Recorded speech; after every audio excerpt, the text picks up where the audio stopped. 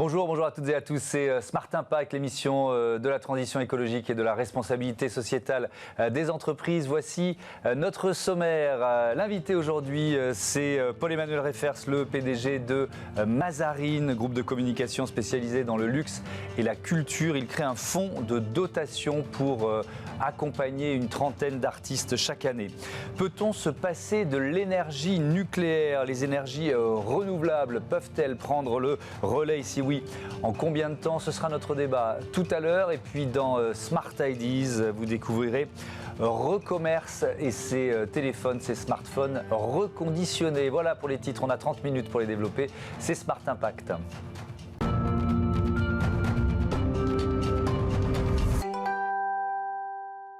Bonjour, Paul-Emmanuel Reifers, bienvenue. Bonjour. Vous êtes donc le président de Mazarine. C'est un groupe que vous avez fondé en 1993. Quels sont vos métiers? J'ai parlé de communication, il y a des médias. C'est quoi les métiers de Mazarine? Mazarine, c'est un groupe de communication que j'ai créé à la fin de mes études en 93, qui est spécialisé dans tout ce qui est communication de luxe, communication culturelle.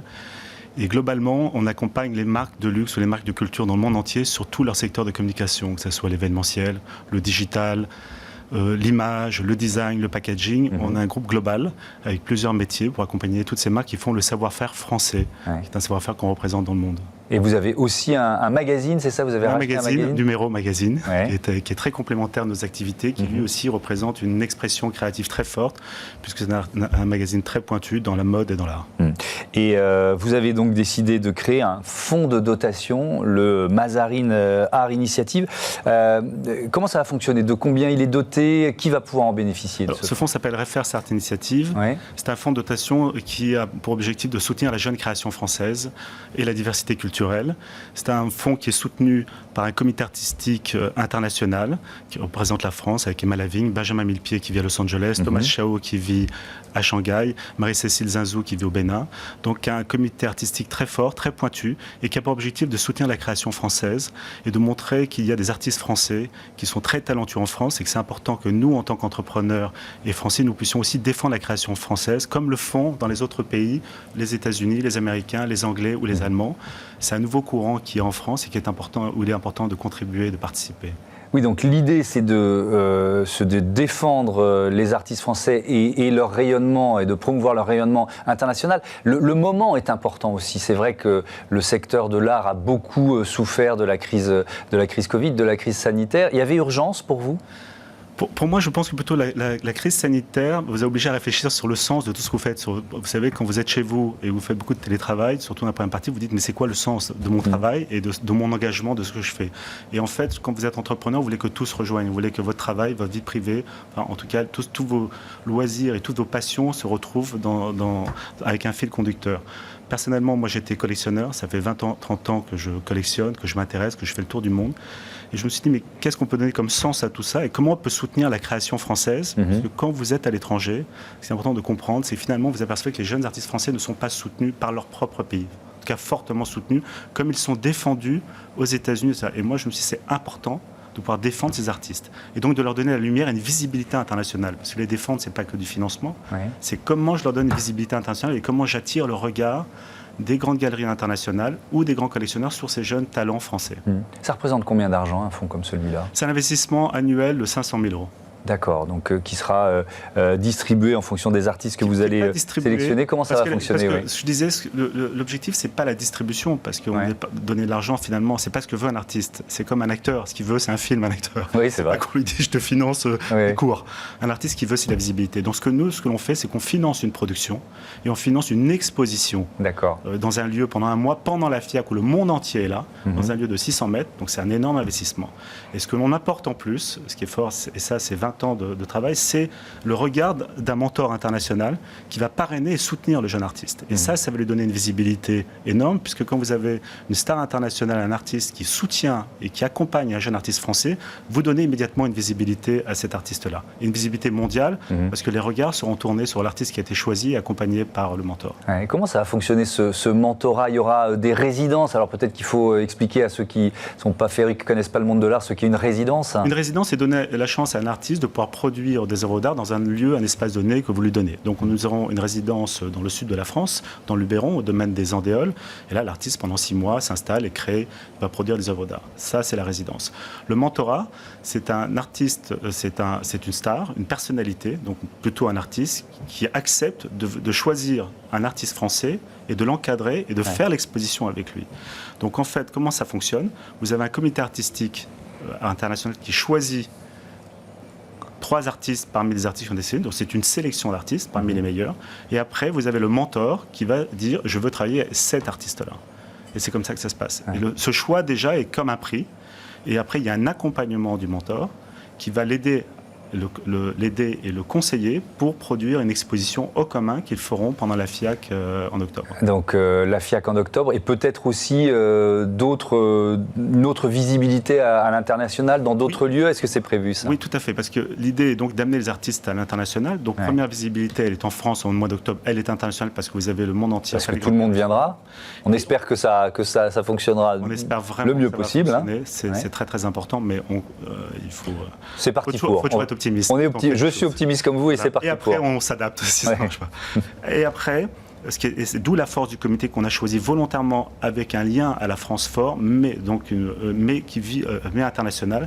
Et les expositions partiront en Chine, chez notre partenaire Thomas Chao, qui lui a un lieu culturel et un groupe de médias à Shanghai, et partiront aux États-Unis, où on sera soutenu par Benjamin Millepied et nos filiales là-bas. Le mois prochain, vous lancez également la plateforme Woozoo. C'est quoi l'idée? C'est une plateforme digitale pour référencer tous ces jeunes artistes-là, où tout le monde pourra avoir accès et pouvoir connaître ces jeunes artistes et avoir justement un accès direct et un référencement. Parce que tous les jeunes artistes ne sont pas forcément dans des galeries aujourd'hui. Ouais.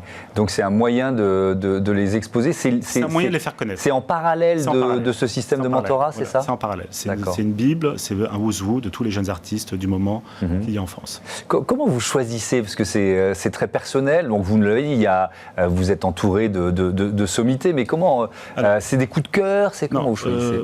Ce que l'on essaie de faire, on ne veut pas rentrer justement dans un système de coups de cœur ou de choix personnel. Ce qui est important, c'est de se dire que s'il y a des bons artistes en France, il faut qu'ils aient une chance d'émerger. Donc ce n'est pas un choix personnel pour se faire plaisir. Je n'ai pas un vote majoritaire ou un vote plus fort que les autres. Par contre, on a choisi un comité artistique très pointu, très référent, très reconnu, qui lui-même fait une présélection d'artistes. Donc ils sont dans l'environnement, ils connaissent une présélection d'artistes. 10 artistes sont retenus et après un choix est fait de 3 artistes.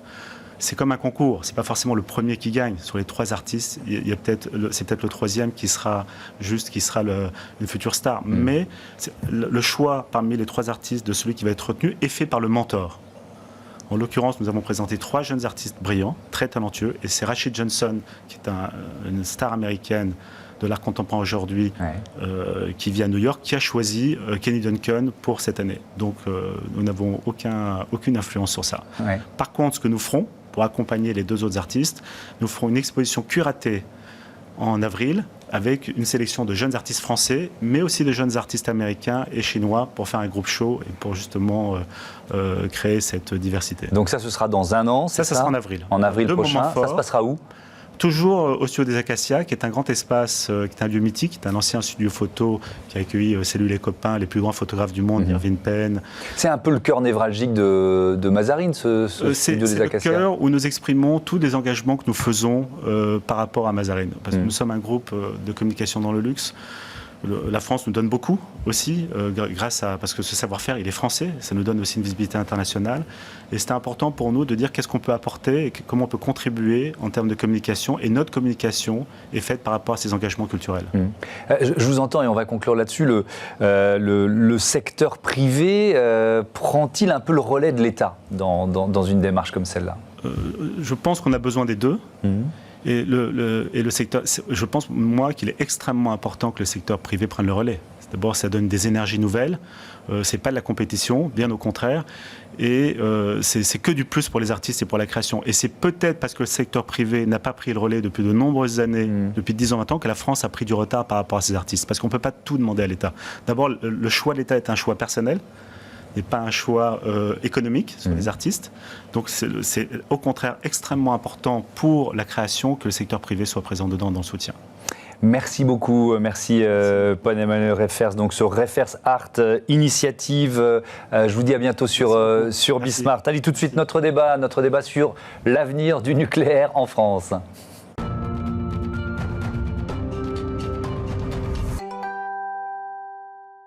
La France peut-elle se passer de l'énergie nucléaire? Les énergies renouvelables peuvent-elles prendre le relais? Si oui, en combien de temps? On en débat avec Cédric Philibert, bonjour. Bonjour. Ancien analyste à l'Agence internationale de l'énergie, et Henri Prévost, bonjour. Consultant en politique de l'énergie. Peut-être, même si pour vous tout ça c'est une évidence, on commence par poser le décor et les enjeux. Le nucléaire, c'est quoi? C'est quelle part de la production d'électricité en France, Cédric Philibert? En France, c'est de l'ordre de 70%. Ouais. Dans le monde, c'est de l'ordre de 10%. Donc ça donne bien les enjeux politiques qu'il y a derrière avec un tel décalage. 70%, 56 réacteurs, dont 32 qui font 900 MW. Un réacteur de 900 MW, c'est la consommation de 400 000 foyers environ. Ce qu'il faut rappeler aussi, Henri Prévost, c'est que c'est une énergie décarbonée. Donc dans le débat actuel, ça n'est pas neutre de dire ça, évidemment. Oui, elle est décarbonée. Le programme n'a pas été lancé pour ça, hein. Bien sûr, quand il a été lancé au nom de l'autonomie énergétique, de la souveraineté, l'autonomie du pays, la souveraineté. Et ces sujets, que l'on pense, quoi que l'on pense du CO2, je pense que le CO2 est un vrai problème, hein. Mais cette question d'autonomie est toujours très présente, hein, très présente. Et si on remplace du nucléaire par d'autres moyens, eh bien on risque de tomber sur d'autres contraintes, hein, d'approvisionnement, d'autres matériaux, que ce soit de l'acier, du cuivre, des matériaux tels le cobalt ou d'autres, des terres rares. Voilà. C'est-à-dire qu'on sera dépendant... On sera dépendant d'approvisionnement extérieur, qui, même ceux qui ne coûtent pas très cher aujourd'hui, vont coûter très cher, hein. Par exemple, la dépendance est très différente de nature, parce que avec les combustibles fossiles, il faut sans cesse faire venir du gaz, du pétrole ou du charbon, surtout du gaz et du pétrole. Avec les énergies renouvelables, par exemple, il faut faire venir une fois, enfin pendant la croissance c'est important, mais après il y aura du recyclage, donc il faut faire venir une fois des minéraux en quantité importante, plus importante qu'avec les fossiles, mais qui sont aussi utilisés dans beaucoup d'autres applications. C'est-à-dire qu'il va falloir un certain temps pour qu'il y aura une période effectivement de 10 ans ou 20 ans où la transition énergétique devient un facteur important pour la consommation de ces minéraux. Ça fait plus penser au fond à l'uranium pour le nucléaire comme type de dépendance que combustible fossile. Donc c'est une dépendance relative. Oui, mais c'est une incidence quand même, cette difficulté sur les matériaux. Mettons les ordres de grandeur, hein. Pour ce qui est du fer, l'éolien consomme au mégawattheure produit 10 fois plus de fer que le nucléaire. Bon, le cuivre, c'est 16 fois plus. Bon, et de même pour d'autres matériaux, hein. Voilà. Donc, bon, tout à fait, tu as raison, hein. C'est une question, il faut s'équiper. Mais ce que je veux dire, c'est que dans 10 ans, dans 20 ans, quand on voudra, si on veut beaucoup d'éolien et de photovoltaïque, ça sera un moment où les prix des matériaux seront largement supérieurs à ce qu'ils sont aujourd'hui. Et donc, les prix des matériaux hypothèses supérieurs, ça rendra enfin rentable le recyclage. Aujourd'hui, on se lamente que le recyclage n'est pas pratiqué. Il n'est pas pratiqué parce que les minéraux coûtent pas cher. Quand ils coûteront plus cher, on fera du recyclage à grande échelle. On est dans quelle échelle de temps pour vous, pour remplacer l'énergie nucléaire par des énergies renouvelables et tenir, parce que le défi, c'est le défi de l'électrification massive. C'est vrai que tous les véhicules vont passer à l'électrique, donc c'est un défi majeur. Oui, les véhicules, les bâtiments. Oui, bien sûr. Avec j'espère de l'électrification efficace, donc des pompes à chaleur et pas des radiateurs. Et puis l'industrie. L'industrie aussi va s'électrifier très, très, très largement, à mon avis.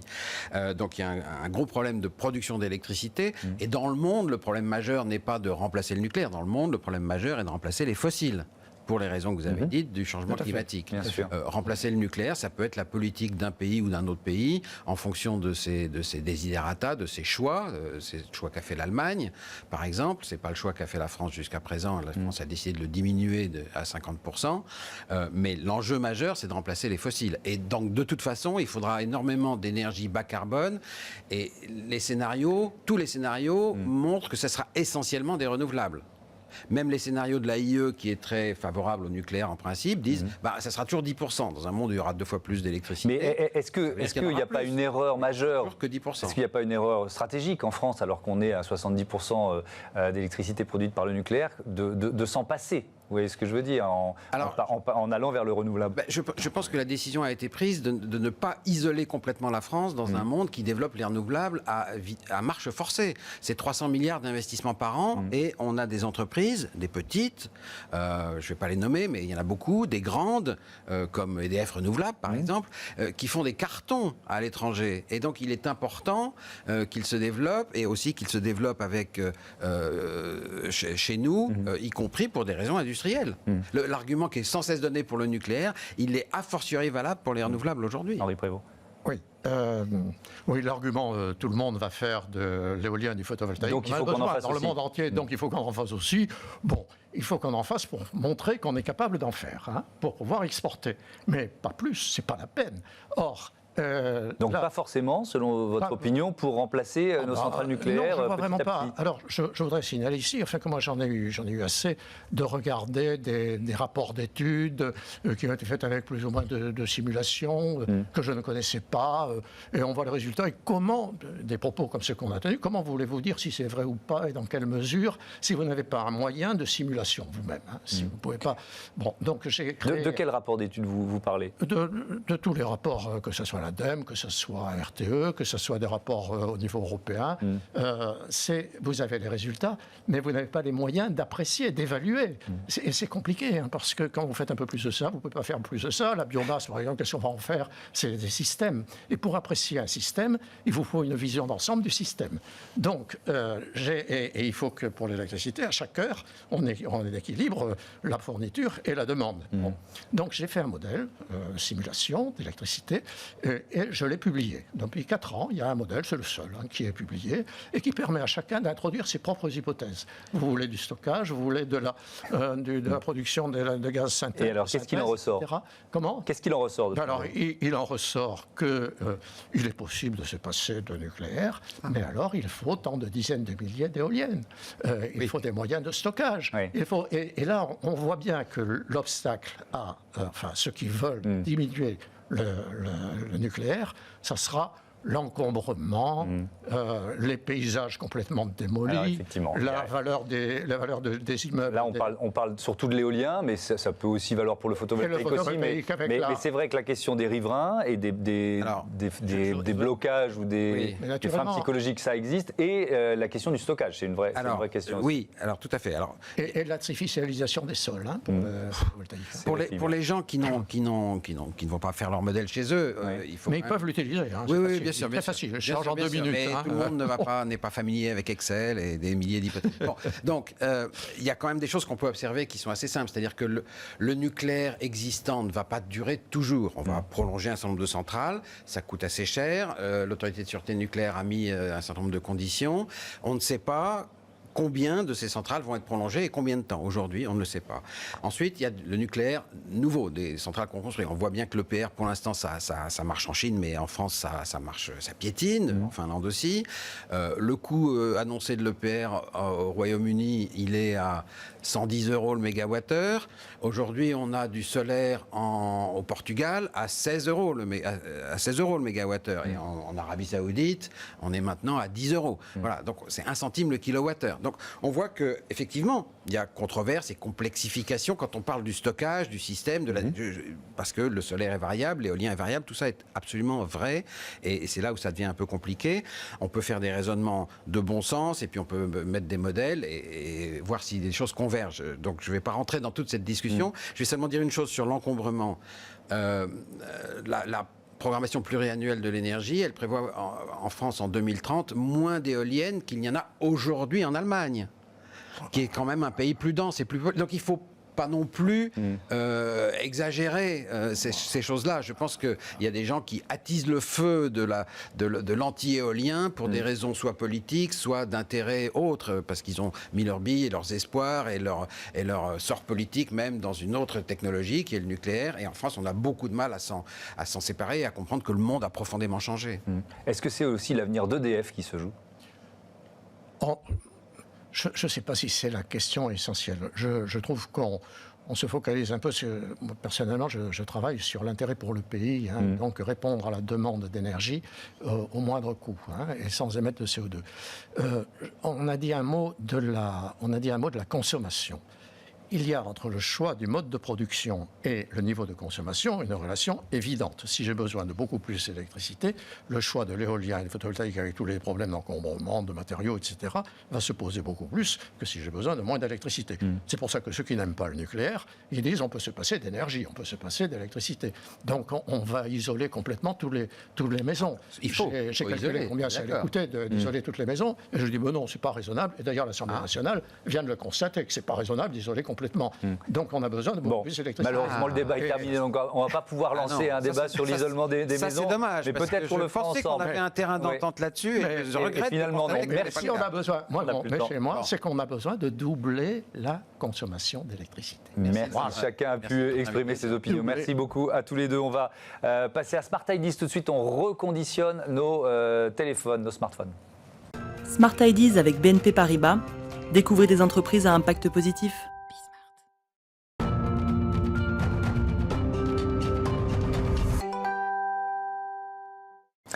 La bonne idée du jour est signée Augustin Becquet. Bonjour.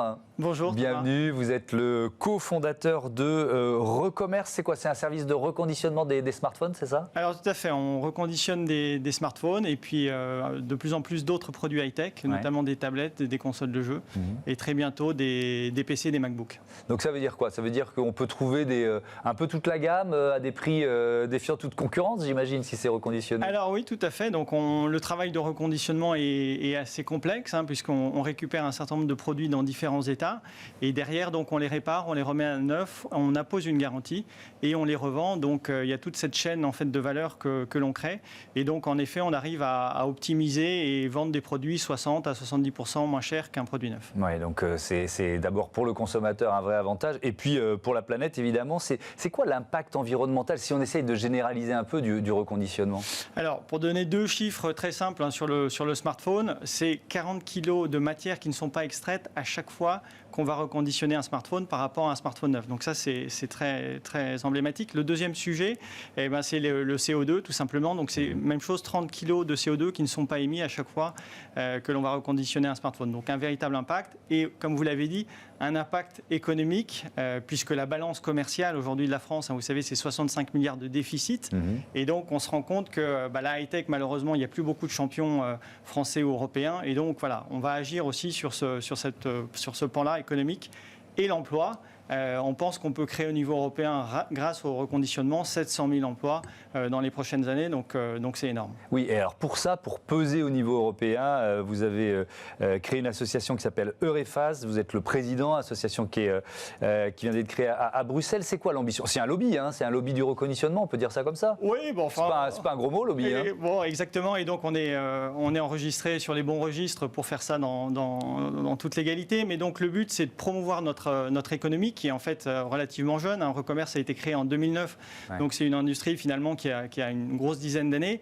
Et en fait, c'est une industrie qui a du mal à vivre aujourd'hui, puisqu'il y a très peu d'acteurs en fait qui gagnent de l'argent. Et on sait que c'est bénéfique, encore une fois, pour le climat et finalement pour l'emploi et l'économie. Donc on a tout bon en fait. Et donc dans le cadre du Green Deal, ces 1000 milliards qui vont être investis, on voudrait faire en sorte que la voie du reconditionnement soit écoutée au niveau de Bruxelles. Le premier enjeu pour nous déjà, c'est qu'on se batte à armes égales par rapport à tous les reconditionneurs du monde entier. Comme vous savez, il y a énormément de reconditionneurs qui vendent à travers les places de marché.